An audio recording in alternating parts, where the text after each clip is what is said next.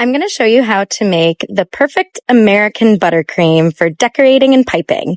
So we're going to start off with 1 pound of butter. This is 4 sticks. You're going to whip this up until it turns light and fluffy. Keep going further than you think you're going to go.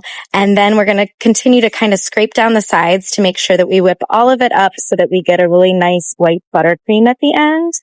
Once you have gotten that whipped up really nicely, we're going to add in 6 cups of powdered sugar. If you like yours a little bit on the less sweet side, you can add a little bit less. Just make sure that you start off your mixer nice and slow so it doesn't end up all over you.